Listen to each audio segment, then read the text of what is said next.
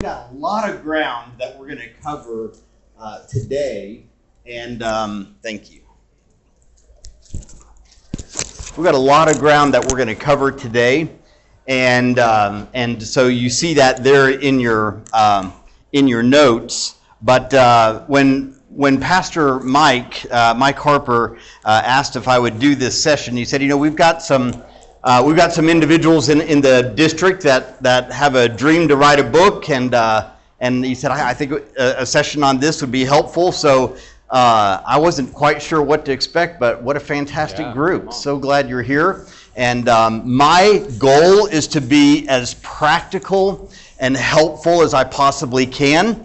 And so I've got a lot of stuff I'm going to share with you. Then we'll try to do a little bit of Q&A at the end. So let's jump right in. In his book, The Double Win, Dennis Waitley tells a story about Norman Vincent Peale, who is oftentimes referred to as the father of positive thinking. And many years ago, Norman Vincent Peale had written a manuscript to a book, and he had sent it to multiple publishers, and one after another was sending rejection letters back to him. And he finally reached a point whenever, after receiving, we're not sure how many rejection letters, as they're piling up on his desk, he reaches a point where he grabs the manuscript to the book that he's written, and he throws it in the wastebasket. And he's fed up. He feels like it's a total failure, that he's not making any progress. After he throws it into the wastebasket, his wife reaches down toward the basket to pull the manuscript out, and as she does, Norman Vincent Peale says this: "We've wasted enough time on it.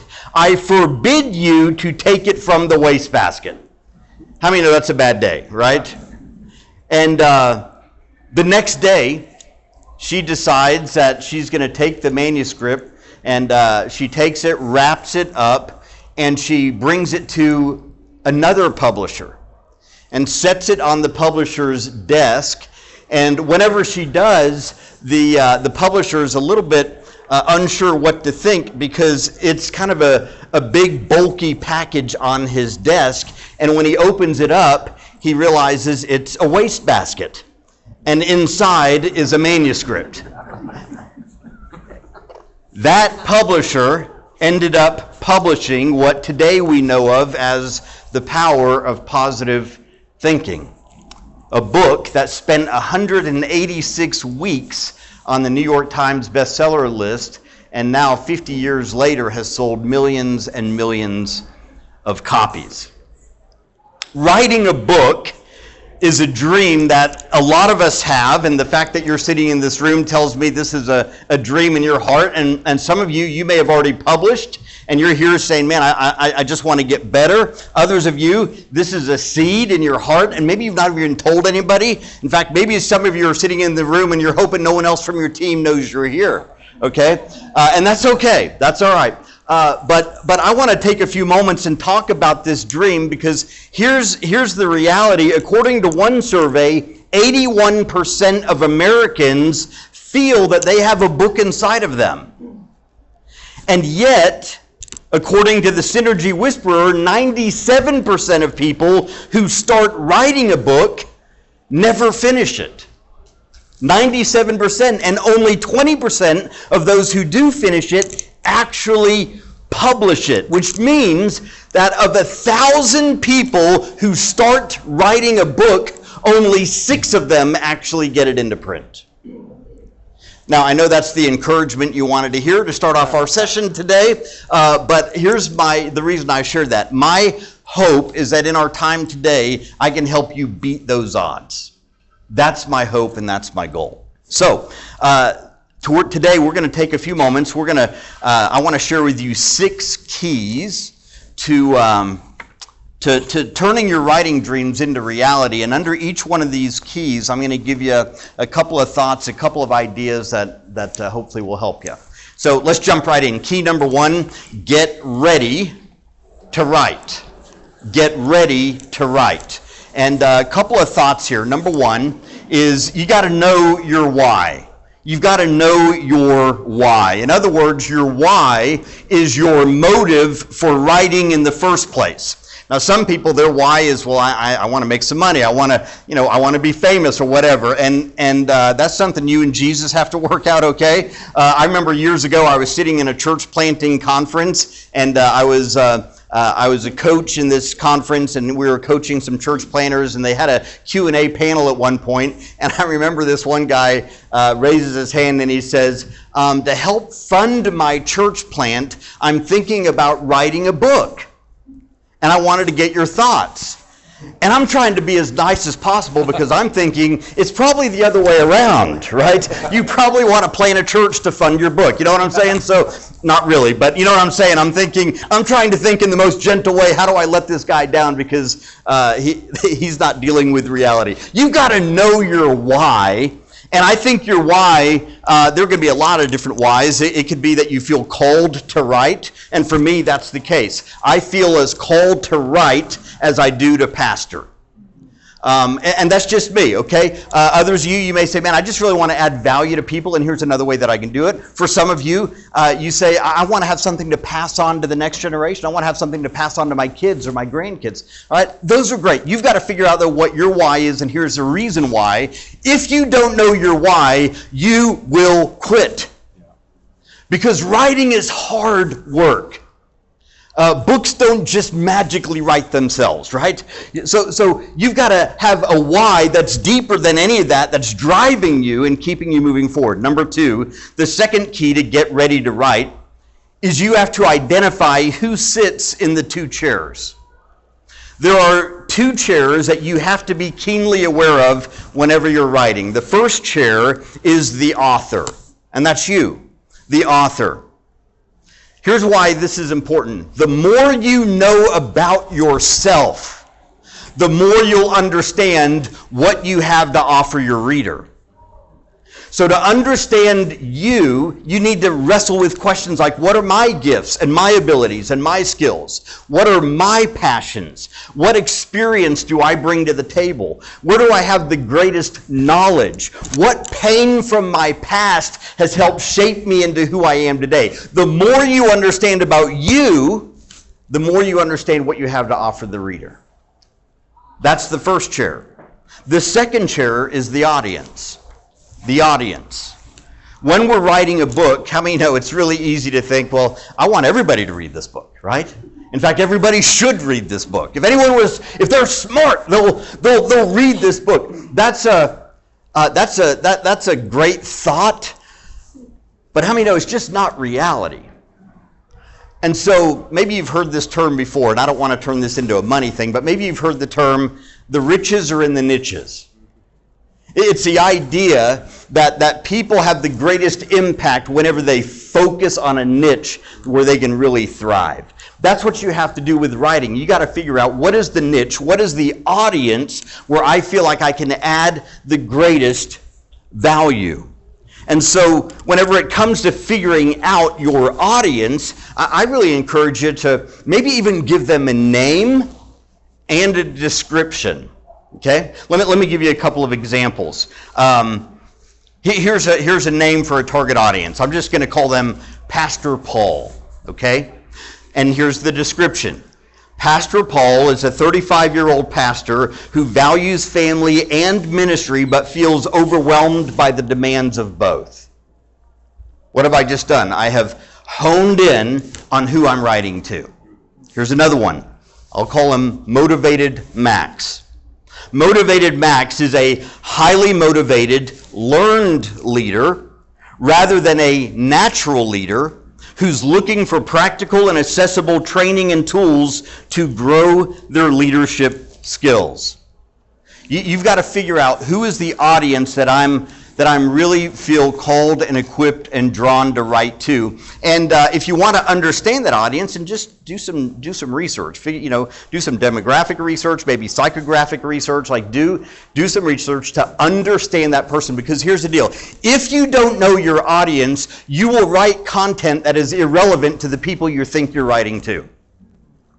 So you've got to understand who is my audience and what do they feel? What pain do they have? What need do they carry? And how can I best address that need? Number 3, the third, again, we're just talking about getting ready to write. The third one is this: create a system to capture good stories, quotes, ideas, and content. Create a system where you're going to capture good ideas, good quotes, good stories, great content. You want some kind of system to do that, okay? I'm going to tell you 2 things that I do to capture content. The first one is this. Anytime I'm reading a book, I'm old school. I know there's ebooks. I know there's audiobooks. Yes, I've got an Audible subscription and I'll listen to books. But the main thing is I like to read with a hard copy in my hand and a pen. And when I'm reading, there's 2 things that I will always do. The first thing is if I come across a quote that I go, man, that's really good, I'll underline it, and then I'll write in the margin whatever I want that quote to be filed under. So if it's a quote about leadership, then I'll underline it, and then in the margin I'll write leadership. If it's the second thing I'll do is as I'm reading along, if I come across a story or a piece of content that I'm like, man, this is gold, this is really good, then I'll put a little hook at the start of that story, and I'll draw a line down the margin all the way to the end of that story, even if the story is 2 or 3 pages long. I'll draw a line, I'll turn the page, draw another line, I draw until I get to the end of the story, and then I'll put another hook. And then at the top of that story, I'll write whatever I want that story filed on. So if it's a story about, let's say, forgiveness, I'll write the word forgiveness at the beginning of that story. When I'm done reading the book, I hand the book to my assistant, and my assistant takes it and types every quote into one of my quote files. And I've been doing this for 25 years, so it's as old school as it gets. It's a fancy Word document. That's all it is, okay? But it started so long ago, I don't want to change it because it'd just be a nightmare to do it right now, right? I know I could digitize it, I know I could do all that, but I've just been doing it too long. So I'll give her the book. She'll type every single quote into its appropriate quote file, and then every story she'll make a photocopy of and stick it into a hard file. Here's what I love about that. And this works for not just writing, but also for speaking. If I'm speaking on forgiveness, I've already got a file started. And there's stuff in that file I may have read 5 years ago, 10 years ago. And I pull it out. I don't know about y'all, but for me, one of the hardest parts of sermon prep is finding good illustrations, okay? If I've been filing, then they're there. I'm harvesting those over the years, and then when I need it, it's there. Because I don't know about you, I don't remember where I read it, right? I don't remember what book it was in. Some people, they've just got this photographic memory type thing. That's not me. So I'll go and I'll pull that out, and I've got that story. The same is true with writing. Is that if I'm looking for a story to illustrate a point, then I found it. Now, that doesn't mean that I just rip off everybody else's stories, okay? Sometimes I may get a story that I got from somewhere, and then I'll do additional research to drill deep on that story and say, okay, what am I going to do? In my newest book on leadership, I tell the story of Sir Ernest Shackleton, who was went to the South Pole and just had this extraordinary 2-year adventure, basically, not intended to be, where the wheels just fell off the whole thing, lost his ship, and yet never lost a single man. When I was researching that story for my book, I read 2 other full books to understand it. I watched other videos and documentaries about that story because I wanted to pull pieces in that people hadn't heard about the story. And so you've got to have a system to capture that stuff. Because I don't know about you, but I'll get to the bottom of the well really quick if I've not created a system to outsmart my weakness, okay? So the first thing is a filing system like that. The second thing I do is I have the Day One app downloaded on my phone, and that is just a simple tool where you can record things. It's like a journal, basically, an online journal. And whenever you put things in that journal, you can create tags. Like you might say, oh, this is a story that it talks about teamwork, it talks about unity, and it talks about conflict resolution, like all of these. So I might tag it with all 3 of those tags, right? So here's what this tool does, is it allows me to capture stories and events as they happen. Last week, Karen and I took some vacation. We were up in Yellowstone, had never been there before. There was one point whenever we had a tour guide that tells this amazing story. I'm like, I've never heard that before. I pull out my Day One app, I open it up, and I write down as much of that story as I can remember. I tag it. So I don't know, maybe one day that story will show up in a book. You've got to have a way to capture things as they happen so that you've got the resource to go back to leverage it for a book. Does that make sense? So all of that is under getting ready to write, okay? Key number 2 is organize and outline your book. Organize and outline your book. Number 1, choose a book idea. This seems really basic, but this is how many know you can have a half dozen different book ideas, but which one do you run with, right? So let me give you 2 ways to figure out a book idea that's really worth your time and attention. Okay, the first one is letter A: narrow your writing sweet spot. Narrow your writing sweet spot. You'll see in your notes a Venn diagram, and the sweet spot of narrowing your writing sweet spot is where those 3 circles overlap. So the 3 circles are personal passion, life experience, and audience need. Okay? So here's the question you want to ask yourself. First off, what am I most passionate about? And here's why this question is important. If you're not writing about something you're passionate about, it's just going to get really hard at some point, and you're going to say, this isn't worth it, I'm going to throw in the towel. You've got to have something deep inside of you that is driving you to write, where even on the hard days, even whenever you hit writer's block, even when you just feel like, man, something's not working, there's a drive in you to keep going because you're writing about something that to you is extraordinarily important. You're passionate about it. Here's a second thing is, where do I have the greatest experience, okay? And the reason this is important, and you're going to get this basically from your giftedness, from your life experience, from where you've got the greatest knowledge. The reason this is important is it's your experience that gives depth to your writing, okay? So where do you have life experience? And then the third area is the audience need. So you're asking yourself this question: what need in my audience am I uniquely equipped to meet? And every audience has a problem, and they're looking for a solution. So your book is the solution to their problem. So you want to figure out what is the problem, what is the need that my audience has that I can help meet, that problem I can help solve. Okay, think about it like this: what is the book on this topic that I wish already existed?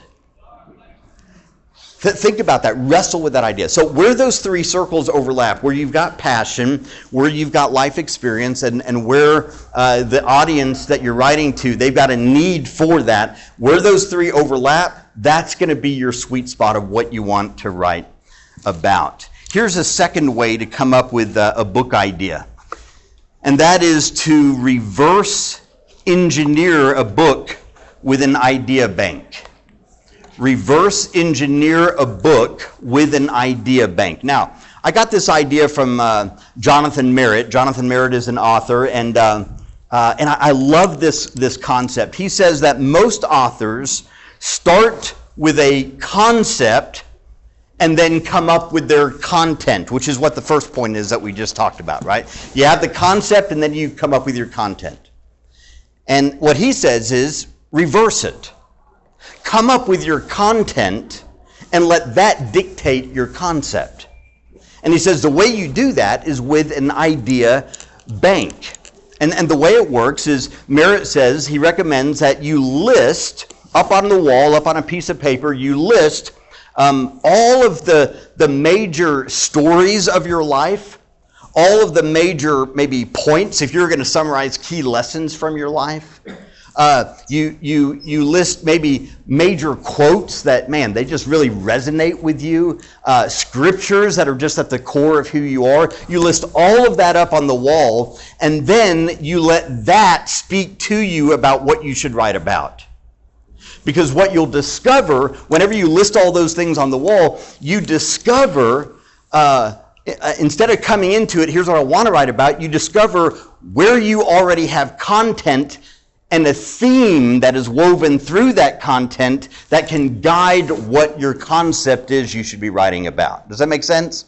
And I love the way he said it. He said an idea bank allows you to listen to your life and tell the story you're already living. He talks about doing this with an author he was working with one day, and he said this particular author wanted to write a book about prayer, and so as he talked with the author, he realized, well, they have about a dozen or so stories and maybe a couple of decent points. That's what they've got. So he heard that, and then he walked them through this process.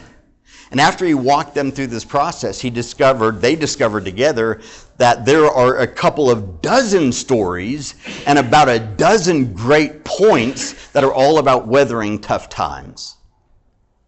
And suddenly the author realized, I don't need to be writing a book about prayer. I need to be writing a book about how to weather tough times. Because that's what my story speaks into. That's what my life speaks into. So by reverse engineering the book idea with an idea bank, you might just discover exactly what you should be writing about. Okay? Number 2 is organize the book. Organize the book. Letter A, define the premise of the book. The premise of the book is basically a 1 to 3 sentence description of what the book is about, the problem that it's meeting and it's solving. And I put an example on here. So my most recent book, Insanely Practical Leadership, here's the premise. Most aspiring leaders are not natural-born leaders. Through trial and error, frustration, and exasperation, they're left to figure out leadership the hard way. The purpose of this book is to fast-track learning by providing an insanely practical roadmap to effectively lead yourself and others. What have I done? I've just taken a 50,000-word book and consolidated it into 3 sentences. Okay? What is the premise of your book? Letter B is you've got to outline. You've got to outline each chapter. And again, you're not writing all of your content here, but this helps you take everything that you've worked on and start organizing it. And so when it comes to outlining a chapter, here are the things that you want to think about. Like what's the working chapter title? And I say working chapter title because there's a good chance it's going to change. In fact, I'll just tell you right now, there's a good chance the title of your book will change. Don't get hung up, side note, don't get hung up on coming up with the perfect title for the book. There have been a lot of times where, for me, the title didn't emerge until halfway through the writing process. I've got a working title, but the actual title I settle on, that usually comes a little bit down the road. Okay. And by the way, if you get a book contract with a major publisher, they're probably going to change the title of your book anyway. Okay. Just truth be told. Okay. So chapter title, opening hook or illustration. Can you start the book with a illustration that just draws them in immediately? And here's the reason why. When you're writing a book, you've got to give your reader a reason to keep turning the page. And stories give them a reason to keep turning the page. So if you can hook them right out of the gate in that chapter with a story, with a hook, something that's going to draw them in, it's a great way to start the chapter. And then what major points do you want to include in that chapter? What scriptures or quotes or data do you want to include? What supporting illustrations do you want to include? What application do you want to have? If you can outline all of that for each chapter, you've just given yourself a skeleton on which to write the rest of the chapter. Okay? Now, the first 2 keys, you haven't even started writing yet. But do you see how critical those keys are to get you ready to write? Okay? So that brings us into the actual writing process. Key number 3, start and grow your writing. Start and grow your writing. Number 1, master the basics. Master the basics. Here's the simple truth about writing. You learn to write by writing. I wish there was a faster way. There is not. You learn to write by writing. The more you write, the better you'll get. The more frequently you write, the better you get. You learn to write by writing. So, number one, you got to master the basics, and here's a few of the basics. Letter A, open each chapter with a hook.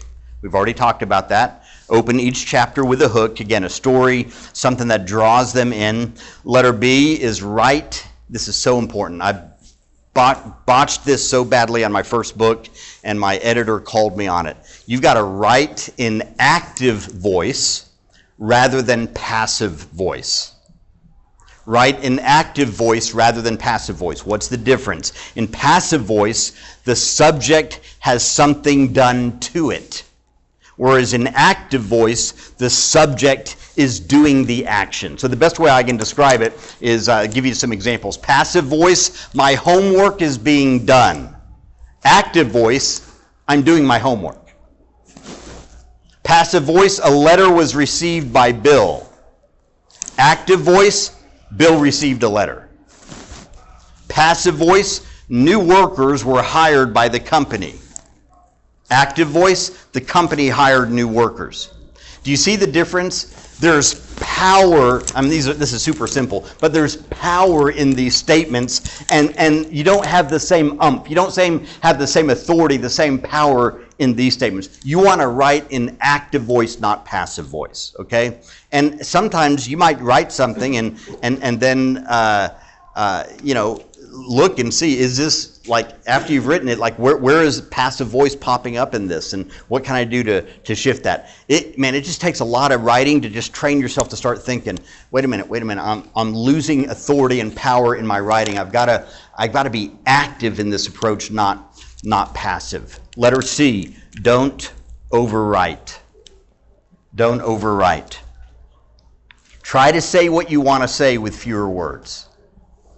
I was reading a book one time, and it was about writing, and one of the things the author said is that you can probably cut about 40% of your writing out because you're just simply using too many words. And that's a hard thing, because when you write, you're kind of married to your words, right? We'll talk about that more in a moment. But you just want to figure out, how can I say this more clearly, more actively? How can I say this in a way that just makes the point without getting cumbersome? And yet, at the same time, how do I say it in a way that is rich and engaging and people actually want to read it? Okay? So I'll give you an example. When I was writing my book, Stop Chasing Easy, which kind of goes through the entire book of Philippians, after I'd written the book, I realized I think this book is too long. And I started going through every chapter. It has 20 chapters in it. And I started going through every chapter and looking for content that honestly just didn't need to be there. And I found 10,000 words of content to cut out of the book. I just threw it in a whole separate file. I thought, I don't know, maybe I'll teach that one day, maybe I'll use it in some other format. But I sliced 10,000 words out of that book just to get it down, because I didn't want it to be more than a 200-page book. And I just wanted to make sure that I wasn't just putting extra in there that just didn't need to be there. So you've got to kind of unhitch yourself from words and say, I'm not going to overwrite. Letter D, use a thesaurus and Grammarly to broaden and improve vocabulary. Obviously, if you're using Word, there's a thesaurus built in. But if you want to really like a thesaurus on steroids, I recommend powerthesaurus.org. powerthesaurus.org, and you can punch in any word and it just gives you so many different options.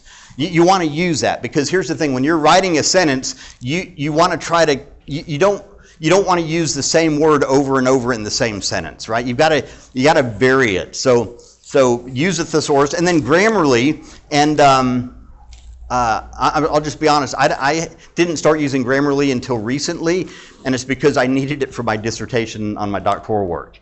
And it was kind of like a requirement from my committee chair. He said, you have to download Grammarly.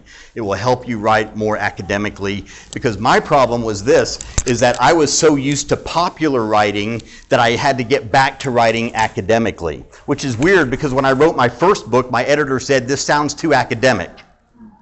And I said, well, I just finished my master's degree. He said, I can tell. So now it's like it reversed, and I was like, okay, I got more just popular voice and normal voice. Think about when you're writing a book, you want to write where it sounds like you're having a conversation with somebody over a cup of coffee, okay? And so, Grammarly is good if you're writing something that's maybe a bit more heady, or if you just really struggle with the English language in terms of just, maybe you just say, look, I feel like I got a vision to write, but honestly, I'm just not the best writer. Start with Grammarly. It will help you immensely, okay? You can subscribe to it. There's a fee and all that, but it could be super, super helpful. Letter E, cite your sources with good endnotes. I know this sounds obvious, but a couple of things here. One, you better make sure you're citing your sources so you're not accused of plagiarism. I probably, especially on my most recent book, I probably oversighted because I just wanted to make sure people understood where this thought originated from. And that's okay. I'd rather go that way than the other, okay? So, but here's the challenge with citing your sources is when you start writing, you get in a flow. And every time you have to cite a source, you stop the flow. So here's what I do. When I'm writing, if I'm using a quote or a thought that was really originated maybe by someone else, then I will footnote it, and all I do is when I footnote it is I put the person's name, where I got it from, and the page number, and that's it. I don't put what city the book was published in. I don't put what year it was published in. I don't format it correctly. I don't do any of that. I just put the name, where it came from, and the page number, and then I just keep on writing. And then at the end, when I'm done writing, I go back and I work through all of the footnotes to format them correctly. But here's the reason I do that. If I don't do that, then I'm going to spend days and days trying to figure out, now where did I read that quote? Now, where did I get that thought? And I guarantee you I'm going to miss some. So footnote it quickly, but just an abbreviation of it, and then come back later and flesh it out in more detail, okay? All right, number 2, not only do you got to master the basics, but then you want to spice up your writing. Spice up your writing. Here's a few ways you can spice up your writing. Letter A, use powerful metaphors and rich imagery. Powerful metaphors and rich imagery. A metaphor is a figure of speech that directly compares two unrelated things. For example, if you've ever heard someone say, that classroom was a zoo, right? Well, it wasn't an actual zoo, right? But you know what they mean by that. It was out of control, right? It was like a bunch of wild animals roaming around in there. That's what it felt like, okay? But then you want to use rich imagery as well. For example, I could say, I was really struggling with some bad thoughts, which sounds really boring. Or I could say, like violent ocean waves crashing into the North Atlantic shore, my mind was ravaged by the unrelenting pummeling of destructive thoughts. Now you've got a visual in your head. You're like, oh yeah, not only can I see it, but I can feel it and I relate to it, okay? So you want to use metaphors, you want to use rich imagery. Mark Batterson, whenever he writes, he talks a lot about the importance of having a unifying metaphor for the whole book. His book, The Circle Maker, that's exactly what it is. He tells the story about Honi the Circle Maker, and then all through that book, that metaphor is repeated over and over and over as he talks about praying circles around different things that you're praying about, right? So if you can find a unifying metaphor for the whole book, even better, okay? Letter B, make sure your stories have emotion, not just facts. Stories are powerful. We know that. In fact, the most successful TED Talks follow a magic formula, and this is the formula. They are 75% stories and 25% data that backs up the stories. So when it comes to books, it's the stories that draw people in. It's the stories that keep them turning the page. And sometimes we can think, well, I just want to give them the meat of the word. Well, that's great. But I'm just telling you, we live in a time right now where keeping people's attention is harder than ever. And stories capture their attention. And if you're going to use stories to drive home scriptural truth, you're going to go so much further with it. But when you tell the stories, make sure it's not just a list of facts. Bring the emotion into the story. On my first book, my editor, he told me, he said, Stephen, when you tell stories, it just feels like you're just bullet pointing a whole list of facts. It's boring. And he really helped me understand, how do you craft a story where you bring emotion into it, where people don't just hear the story or read the story, but they feel the story. Letter C, tease the senses. Tease the senses. Instead of saying, I ate a burger and fries, say, I ate a thick, juicy smokehouse burger with a side of crispy fries. That sounds a whole lot more enticing, right? Letter D, be vulnerable and authentic. In your writing, don't be afraid to laugh at yourself. In your writing, don't be afraid to tell stories about your failures, even embarrassing moments. In my newest book, in the introduction, I start the book by talking about my early leadership failures and things that I did, stupid things that I did. And I had one guy tell me, he said, I read one of your stories, he said, I could not stop laughing. I was sitting beside my wife, and she was looking at me like I was crazy because I couldn't stop laughing. And it was about one of my failures, one of my embarrassing moments. I had another person that when they read the book, they said, Stephen, thank you for being authentic and transparent about your failures. The book was just that much more relatable, okay? Tell stories about those failures, okay? You got to determine what's appropriate, what's not, obviously. But just that honesty, that vulnerability, that authenticity makes a powerful difference. Key number 4. Maximize the editing process. And 2 thoughts here you want to think about. First off, number 1, don't edit while you're writing. Don't edit while you're writing. And what I mean by that is this. Don't confine yourself to where you think the sentence has to be perfect before you write the next sentence. That stop and go will kill you. Just write. Get it out. Write as fast as it's coming to your mind. Just go. Like, turn on the faucet and let the water flow, and don't worry about, is it written perfectly. Just write. And once you've written it, then you're going to go back and you're going to start tightening it up. You're going to start making it sound better. The first version is never that great, okay? It never is. But you're going to go back through it, and then you're going to go back through it again, and I'll just be honest, I don't know how many times you're going to go through it. You're going to lose track, though.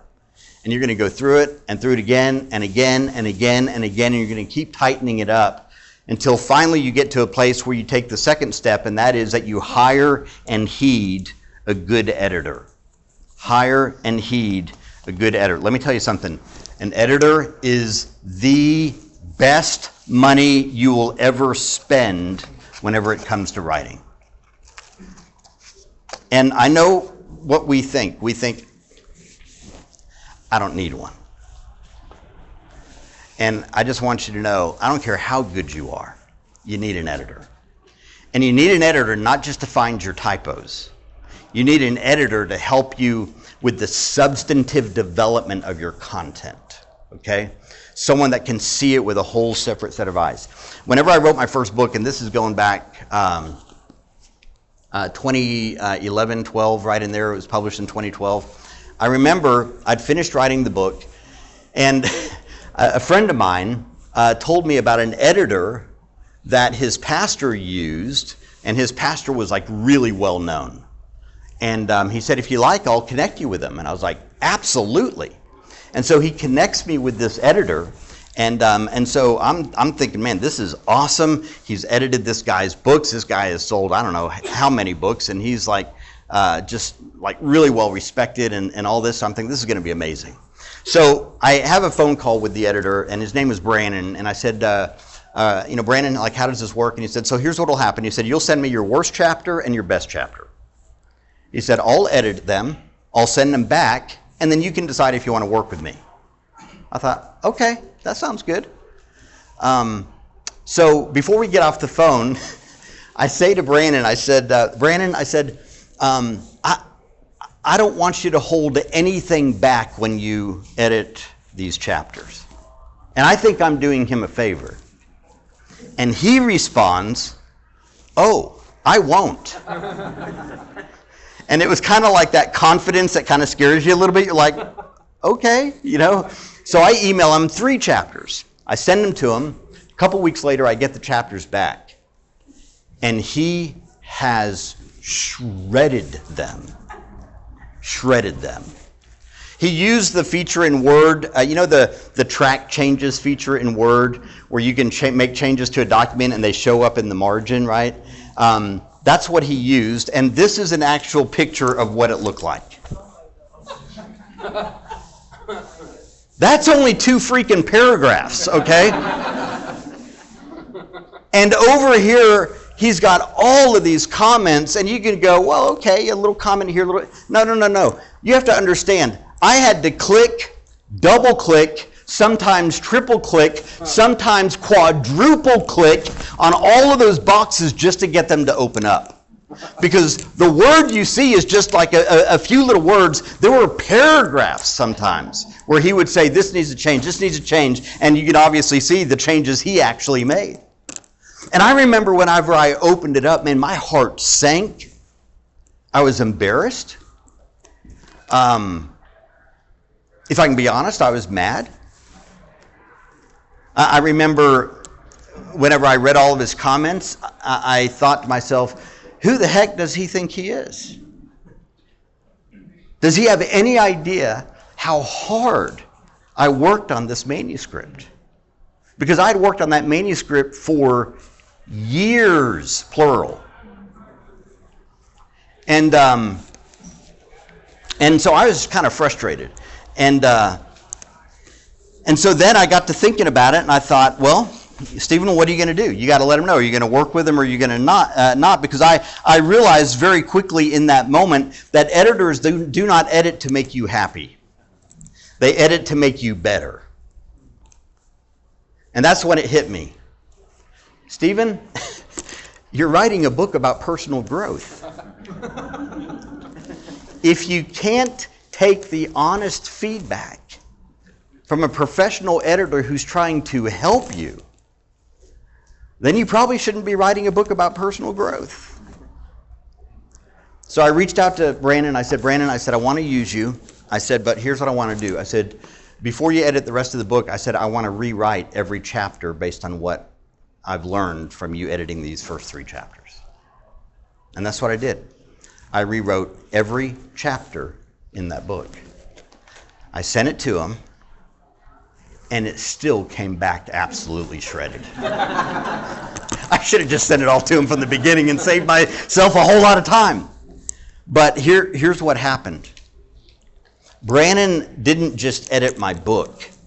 He gave me a gift, and this is the gift he gave me. He helped me find my voice. He pulled out of me what I didn't even know was there. And he helped me discover my voice. And I'll just tell you right now, anytime I've worked with an editor, it's helped me become a better writer. Because I start seeing things I didn't see before. I start seeing ideas and thoughts and concepts that I'm just like, man, I just never thought about it. And there's been times when I've had somebody give me 15 minutes of coaching on a small 600-word sample of writing that affected the rest of the writing in the whole book. That one powerful thought changed the game completely. So I'm just telling you, working with an editor is painful, but worth every penny. It's worth every penny. Listen to me, friend. The last thing you want to do is to spend so much time, so much energy to write a book that's not any good. To write a book that's not well written. To write a book that when people read it, they're like, how the heck did this thing get in print? I know it's painful, but I'm telling you, it's worth it. And hear me, not only will that book thank you, every book you write after that book will thank you, because you take the lessons from that book into the next one where you pick up more lessons. And you take those into the next one where you pick up more lessons and more lessons and more lessons. Key number 5. Choose your publishing pathway.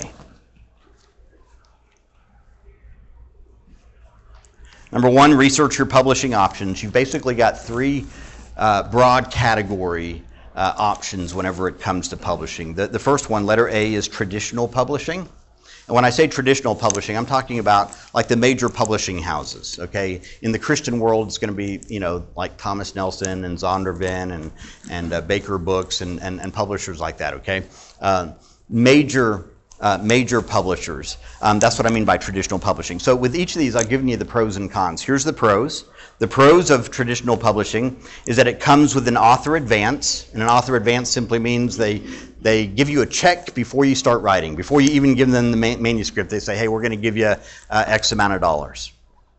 You have a full publishing team. They're going to do everything, edit, design. They've got a marketing team. They got all that. Sales and distribution efforts. Like they've kind of got the whole package. The cons is that you must have an agent. Very few publishers nowadays accept unsolicited manuscripts, meaning you can't just mail them your manuscript. You have to have an agent that shops your manuscript for you, okay? Which is a whole separate deal. Now, the good thing is agents don't get paid unless they sell your book, right? So there's really no money out, but if they actually get you a publisher, they're going to get a cut of your royalty, okay?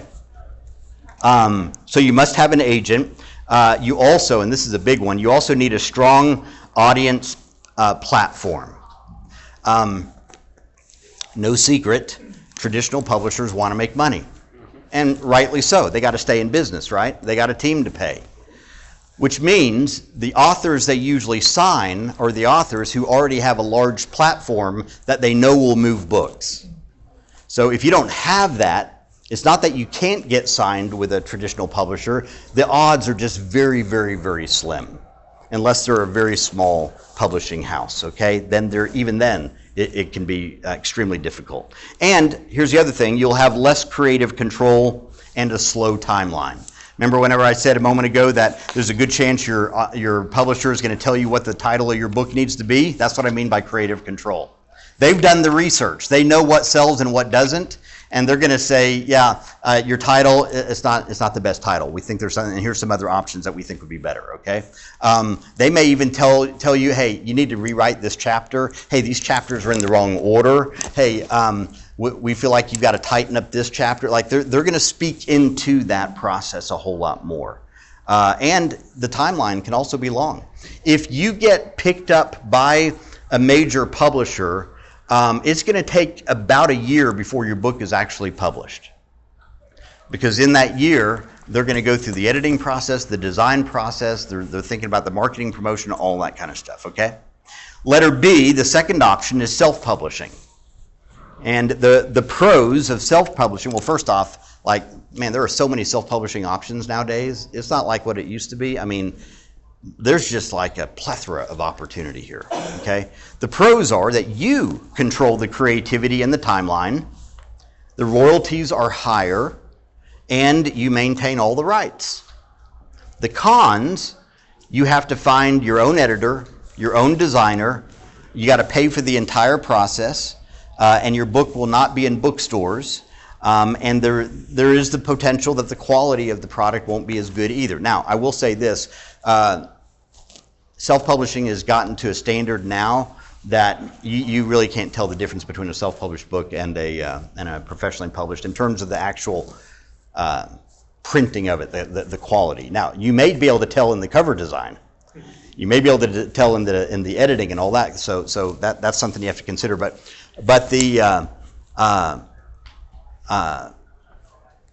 it won't be in bookstores. What I mean by that is you're not going to walk into Barnes & Noble and see your book sitting on the shelf. It's just not going to happen. What they can do, Barnes & Noble, if I walked in there and I said, hey, I'm looking for this book, here's the title, here's the author, they'll look it up in their system and they'll say, oh yeah, we can order that for you. But they're not going to stock it on the shelf. Okay? They just don't do that with a self-published book unless the book is just taken off in a really big way. Okay? Here's the cons. Well, I just shared the cons. Okay, here's the third type of publishing option, and that is hybrid publishing. Hybrid publishing. The pros are that you'll have a professional production team with editing and design, so they're going to handle all that for you. The quality of the printing is going to be solid. and you're going to have creative control and rights and better distribution. Okay, still doesn't mean it's going to be in a bookstore, maybe, but there's probably better distribution channels at play. The cons is that there's a higher upfront cost and sometimes a minimum requirement of books that you have to purchase, and there's also a pretty limited sales team. Okay, my most recent book would be a hybrid publishing model. I published it with the Veil, and but with that, I also purchased a chunk of books up front. Okay, here's the general summary, and I'm snagging this from a friend of mine, Chase Rapogel, who has written several books. He talks about money, time, audience, and here's his observation: traditional publishing, I have an audience. Self-publishing, I have time. Hybrid publishing, I have money. So the question you have to ask yourself is this: do I have more time, money, or audience?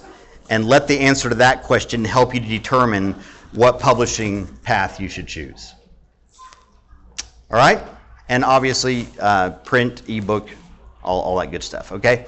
Key number 6, and then we'll do some Q&A. Create a promotion plan for your book. In 2025, 4.2 million books were published in the United States. 4.2 million. And that's the number of books that actually had an ISBN number. If somebody published a book and it didn't have an ISBN number and it's just out, that doesn't include that. These are books with an ISBN number. And yet, the average book sells less than 300 print copies during its lifetime in U.S. retail channels, like Amazon, online, whatever the case.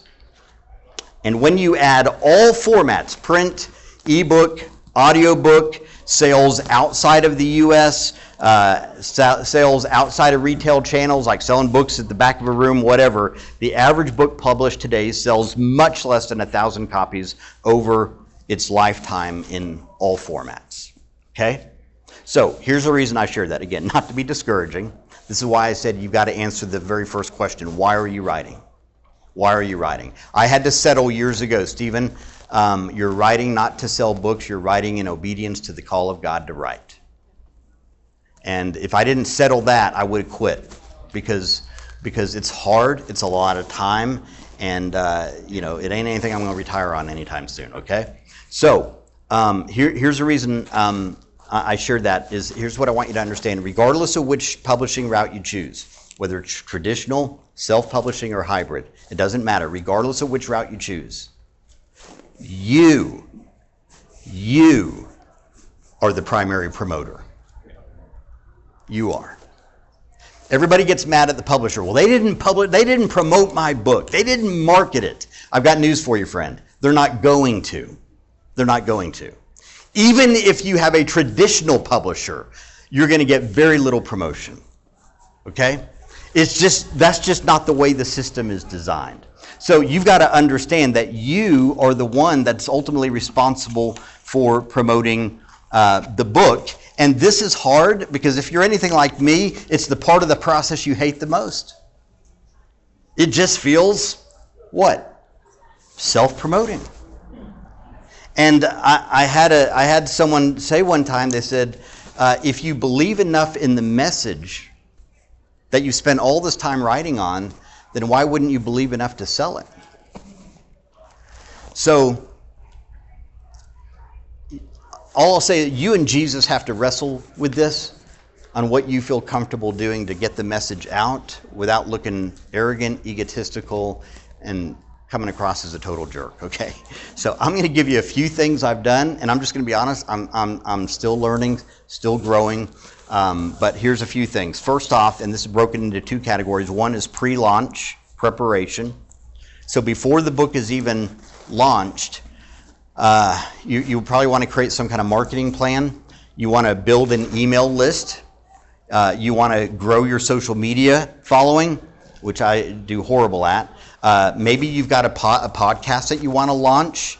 You want to secure endorsements, so people that will give you an endorsement for the book, 1 or 2 sentences, something that you can put in the book. And then you want to create pre-order or bonus incentives that come with the purchase of the book. In other words, hey, if you purchase the book, you'll also get this and this and this for free, which you can download whenever you buy the book, okay? You want to think through before the book's about to be published, like months in advance. You want to think through, what am I going to do? What's my runway to actually get the word out about this book? Number 2 is launch promotion. Launch promotion. In other words, when it's time for the book to actually roll off the presses, because the truth is you'll sell the majority of your books in the first 6 weeks, okay? Unless you've got something else in play to move books past that, that's when you've got the biggest spike, okay? So launch promotion, you want to secure a launch team. A launch team is simply made up of people, friends, colleagues, family, whoever, that they would say, hey, yeah, I'll help you out. And they help you out in 3 ways. Number 1, they buy a copy of the book and read it. Number 2, they write a review, preferably on Amazon. And number 3, they'll share it on social media or somewhere in their circle of influence. That's what a launch team commits to do, okay? And sometimes authors will have special incentives just for the launch team to say, hey, if you do this, here's the benefit to you, okay? Here's another one, text friends and ask for pre-orders. This is crazy. That sounds so basic, but it is the single best marketing strategy I've ever used. My author told me, he said, Stephen, make a list of 100 friends, leaders, whoever, text them, tell them you got a new book coming out, and ask them to pre-order, and let them know here's how they can do it. And ask them how many copies, plural, do you want? I did that, and they said you're going to get about 1/3 of the people respond. Sure enough, I had about 30-something people responded, but those 30-something people bought 400 books. It was the easiest marketing I have ever done, and I've never done it before. And I crafted that text so many different ways. I'd show it to Karen. I was like, does this sound bad? Does this sound arrogant? Does this sound like I just didn't want to come across as that guy. You know what I'm saying? And but you know what? It worked. And I had pastors that bought it and used it with their staff as a staff development tool. So super helpful. Send a copy of the book to influencers, and by influencers, I don't mean influencers that you don't know. Okay, because they're just going to get your book, throw it in the trash, because they're like, who's this, right? People you know that maybe carry a little more influence, that might be an opportunity there.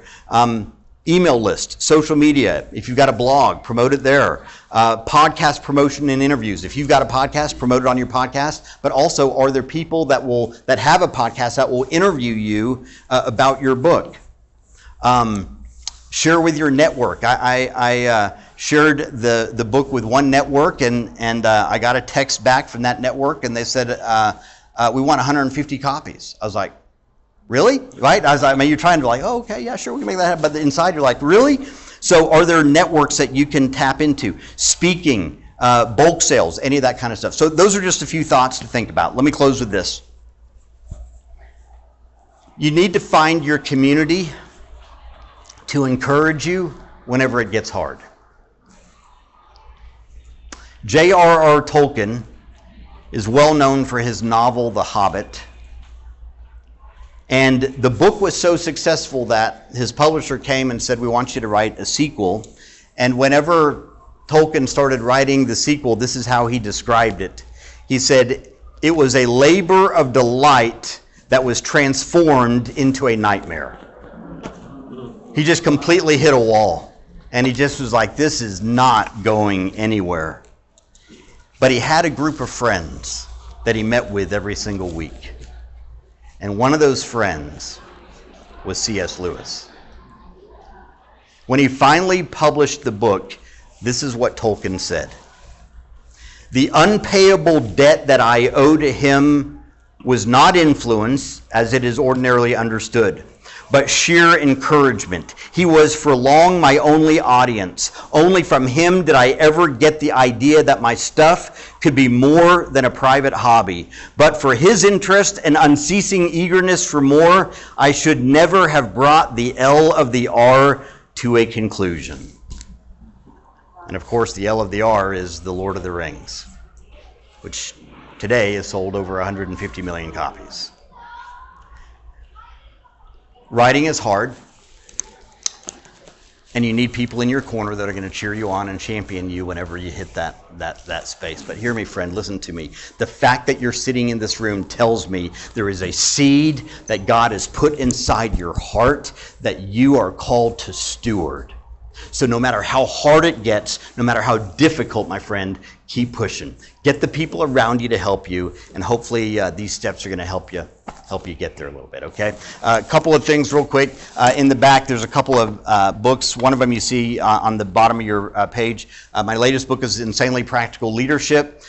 Basically, a lot of leadership today, there's kind of this assumption that, you know, if you're a natural leader, this is great. It's more theory. And what I wanted to do is I wanted to say, how can I put leadership in language that a learned leader can run with, not natural leaders? Because here's what Gallup's research says. Gallup's research says that only 10% of the population have the raw gifting to be a natural leader.